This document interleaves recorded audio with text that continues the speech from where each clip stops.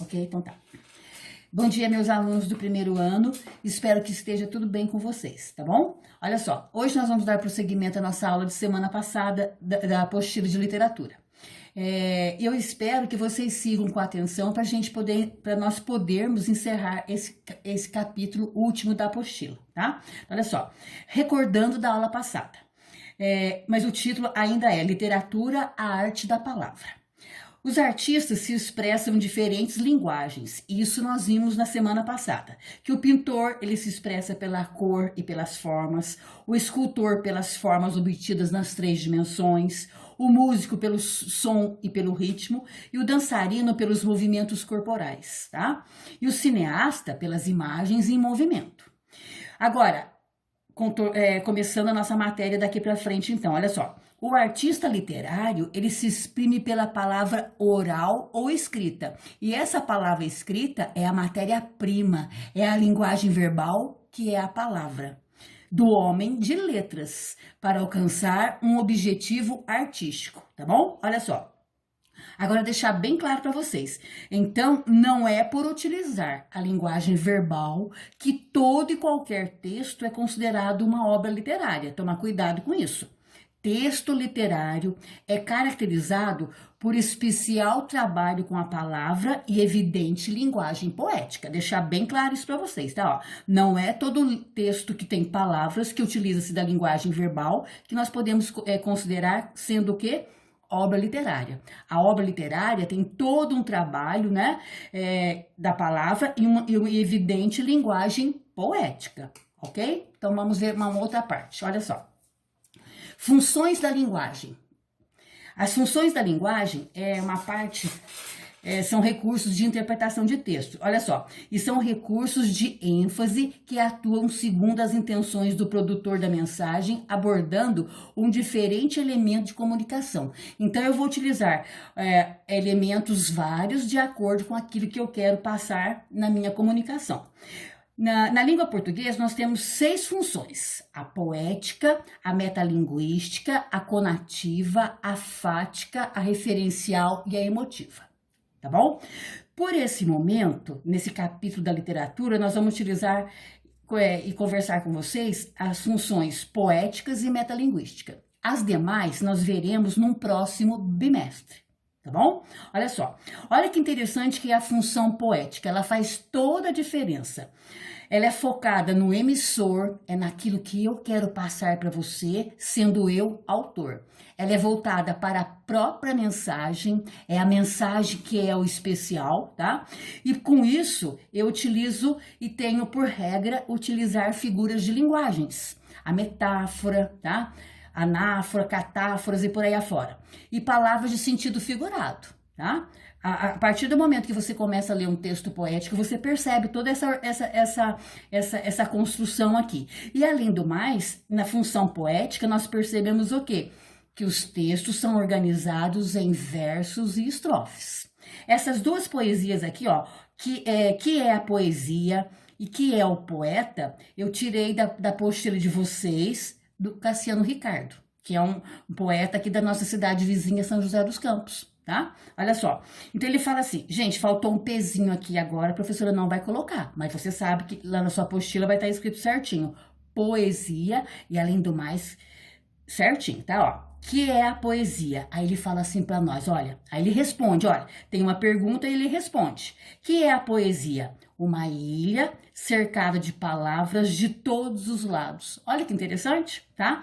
Então ele trabalhou a poesia como matéria-prima, né? Olha só, a matéria-prima que é a palavra, e olha só, gente, prestem bem atenção, tanto para quem escreve ou para quem lê, tá?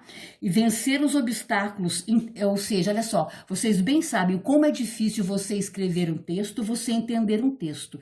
Então, nós precisamos nos esforçarmos para entendê-lo e para decifrá-lo. E sendo assim, a gente chega a essa ilha, que é quem? O nosso conhecimento, tá? Olha só. Aí depois, ele trouxe para nós também uma outra pergunta. Que é o poeta? Não é um ser mágico, é um homem que trabalha o poema com o suor do seu rosto, um homem que tem fome como qualquer outro homem, não é verdade? Então, o poeta, gente, é um ser humano. Ele trabalha, ele transpira como qualquer outro ser humano, tá? Ok? E olha só, e deixa uma observação para vocês. Lá na página 36 da sua apostila, tem um texto que se chama A Palavra, tá bom? Então, eu queria que vocês tentassem ler simplesmente pelo prazer da leitura. É muito legal, tá? Então, vamos continuar a aula? Olha só. Aí, por último, eu trouxe para vocês o quê? A segunda figura de linguagem de hoje, que é a metalinguagem, tá? Olha só. Modernidade e metalinguagem. A arte literária é o ofício de escrever, não é verdade? E sempre foi preocupação dos grandes escritores, mas essa necessidade de pensar o fazer poético, explicar, né, como é que é difícil para eles, autores, terem inspiração, eles passam isso para nós em alguns textos. Então, ó, a necessidade de pensar o fazer poético, explicar, tornou-se um compromisso mais recente dos autores modernos, tá bom? Porque a poesia teve mais essa liberdade.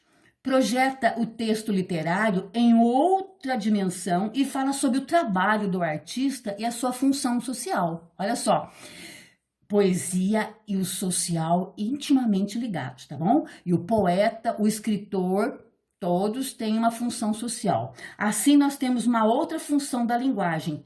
Como é que faz isso? É a função metalinguística. Na poética, era centrada no autor, na mensagem. Na função metalinguística, a coisa mais importante que é escolhido para a comunicação é o código. Ele é utilizado para falar sobre o próprio código, explicando, analisando. Olha só, nos textos verbais, o código é a linguagem. A função metalinguística não é nada difícil. Olha só, a função metalinguística ela está presente onde? Nos dicionários. Você não vai lá no dicionário procurar o significado de uma palavra? Olha só. Então, a função metalinguística também está presente nos dicionários, nos verbetes e explicam a própria palavra. Então, olha só, nos poemas anteriores que nós acabamos de ler, o que é a poesia, o que é o poeta, nós temos lá a função poética e temos também o que? Onde ele explica o que é poesia, né? Que é a própria palavra, o que é o poeta? Um ser humano, ele não explicou para nós como, então nessas duas poesias nós temos lá o que?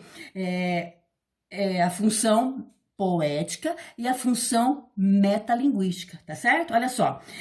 E deixo para vocês também, olha só, na página 39, uma poesia muito interessante que é O Único Impossível, que é do Ovídio Martins, e esse escritor é um escritor cabo-verdiano que que escreveu essa poesia durante a ditadura do Antônio Salazar, que era o presidente de Portugal, ok? Olha só, então deixo para vocês isso daqui.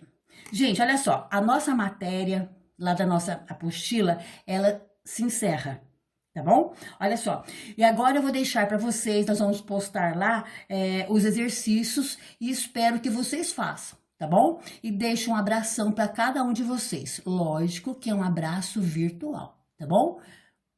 Obrigada pela atenção, tá bom?